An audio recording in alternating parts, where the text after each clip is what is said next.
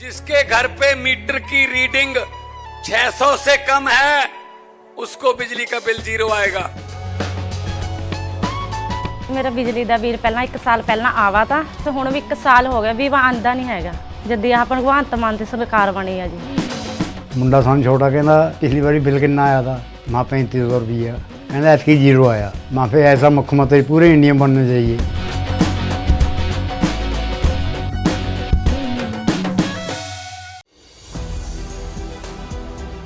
Budget सत्र का आज से आगाज हो चुका है और इस सत्र को लेकर बीजेपी ने जितनी खास तैयारी की है उससे ज्यादा तैयारी विपक्ष करके बैठा है। बजट सत्र से पहले सर्वदलीय बैठक आयोजित की गई और इसमें बीजेपी के नेताओं ने तमाम मसौदों को विपक्ष के नेताओं के सामने रखा, लेकिन मसौदों को लेकर सहमति के साथ विपक्षी दलों ने कुछ ऐसे मुद्दों को उठाने का दम भर दिया जिससे मोदी शाह की एक बार फिर नींद उड़ गई है। क्या है वो मुद्दे जिनको लेकर बीजेपी को इमरजेंसी मीटिंग करनी पड़ी है, आगे आपको वीडियो में बताएंगे। नमस्कार, आप देख रहे हैं 4 PM और मैं हूं आपके साथ में शोभित पाठक। देश का बजट सत्र आज से शुरू हो गया है और इस सत्र को सबसे ज्यादा हंगामेदार माना जा रहा है क्योंकि इस एक सत्र के जरिए देश की आर्थिक नींव रखी जानी है। मोदी सरकार के सामने कई चुनौतियां हैं। महंगाई से लेकर कमजोर रुपए ने कई मोर्चों पर मुश्किलें बढ़ाई हैं और इसी वजह से विपक्ष अपने लिए ज्यादा अवसर तलाश रहा है। मानकर चल रहा है कि सरकार बैकफुट पर रहने वाली है।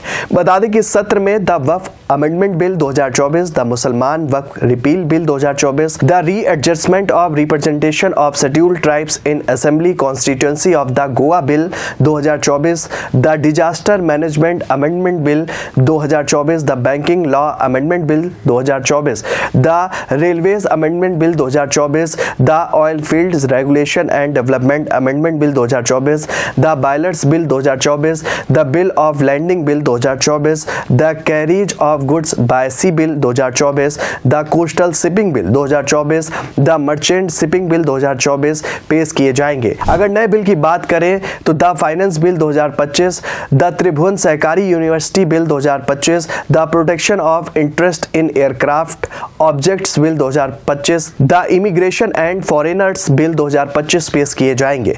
वैसे इस बजट सत्र का सबसे अहम हिस्सा तो देश का आम बजट ही है, जिसमें इस बार कई बड़े ऐलान की संभावनाएं भी जताई जा रही हैं।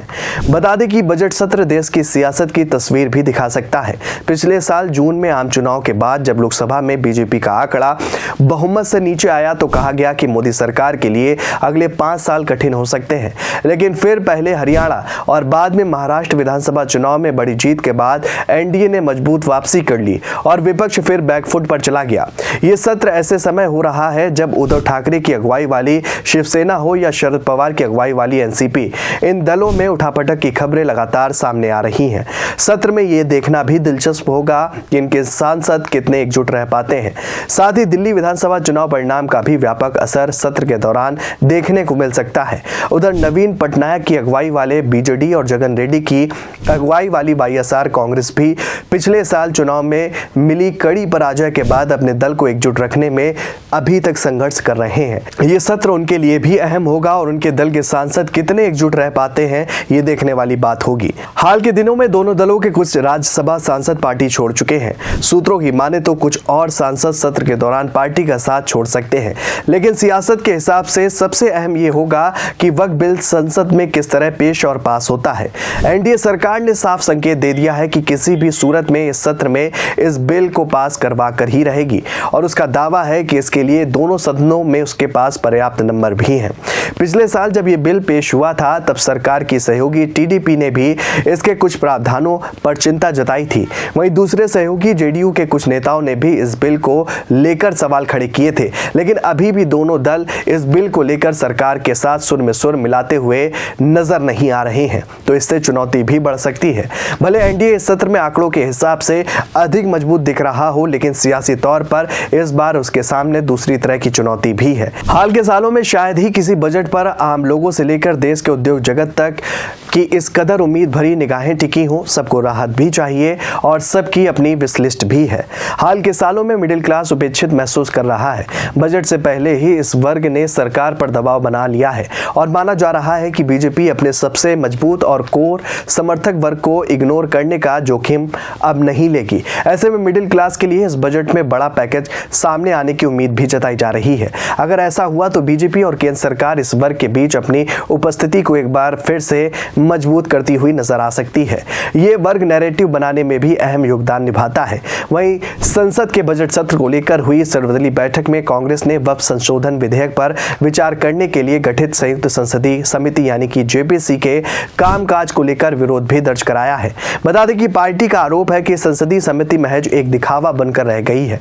कांग्रेस महासचिव जयराम रमेश ने सर्वदलीय बैठक के बाद एक्स पर पोस्ट कर कहा कि सत्र शुरू होने से पहले पारंपरिक रूप से होने वाली सर्वदलीय बैठक में सभी विपक्षी नेताओं ने वक्फ संशोधन विधेयक संबंधी जेपीसी के कामकाज के तरीके पर कड़े शब्दों में अपना विरोध भी व्यक्त किया। रमेश ने आरोप लगाया कि सभी संसदीय परंपराओं और प्रथाओं का पूरी तरह से मजाक बनाकर रख दिया गया है। कभी संसदीय समितियां एक ताकत हुआ करती थी, पर अब महज एक दिखावा बनकर रह गई हैं। बता दें कि विपक्ष ने वक्फ संशोधन विधेयक पर संयुक्त संसदीय समिति की रिपोर्ट को असंवैधानिक तक करार दिया है।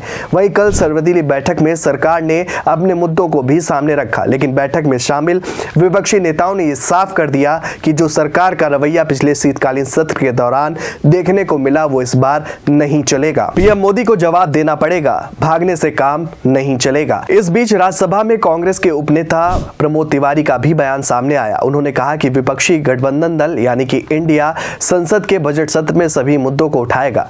सत्र से पहले सर्वदलीय बैठक से बाहर निकलते हुए तिवारी ने कथित महाकुंभ में कथित राजनीतिकरण की भी खुलकर आलोचना की है और उन्होंने कहा कि महाकुंभ के दौरान अति विशिष्ट लोगों के लिए आवाजाही से आम आदमी की मुश्किलें पैदा हो रही हैं। उन्होंने साफ किया कि उनकी पार्टी इस धार्मिक आयोजन के सत्तारूढ़ भाजपा से जुड़े वीआईपी लोगों की सभा बनने के मुद्दे को उठाएगी। सत्र के दौरान बढ़ती बेरोजगारी और किसानों की दुर्दशा का मुद्दा भी उठाया जाएगा।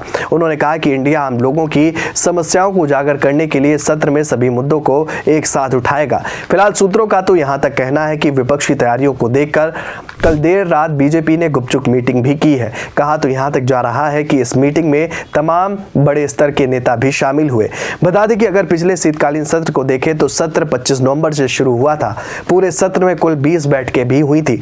दोनों सदन में लगभग 105 घंटे की कार्रवाई भी चली।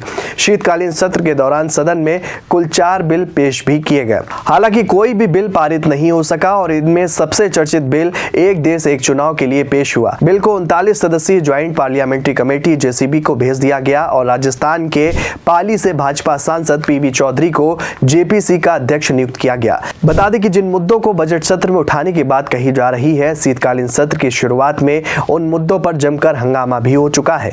अब देखने वाली बात यह होगी कि इस सत्र में इन मुद्दों को लेकर बीजेपी और एनडीए के सहयोगियों का क्या रुख रहता है। इस खबर में फिलहाल इतना ही। ऐसी ही तमाम राजनीतिक खबरों के लिए बने रहिए और देखते रहिए 4 PM न्यूज नेटवर्क। धन्यवाद।